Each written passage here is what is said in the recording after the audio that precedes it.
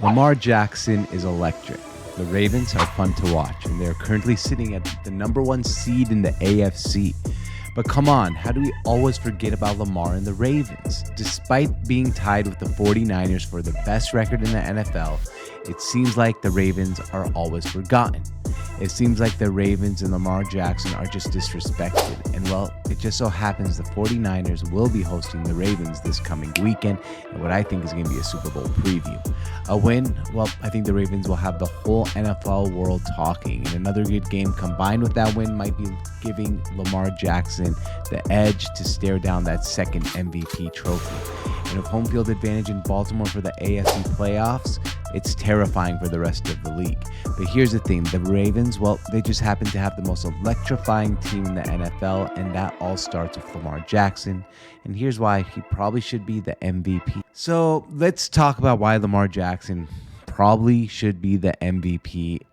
And it, to me, seems pretty obvious. He's in a season where you want to say the 49ers have the MVP in Brock Purdy or Christian McCaffrey.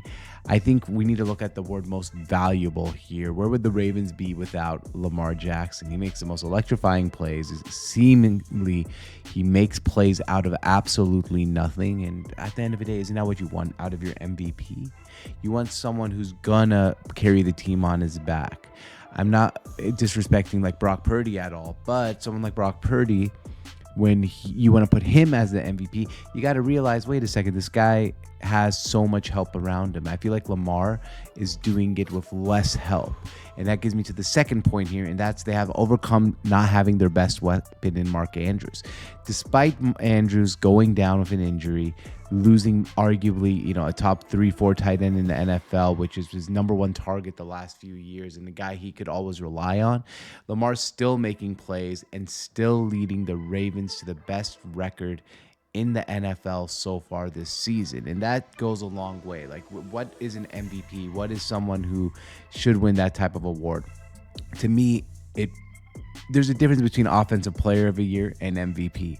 It means someone who's been able to carry the team, someone who can overcome injuries, overcome the players that he's used to having not being there, and that's what Lamar Jackson is. Number 3.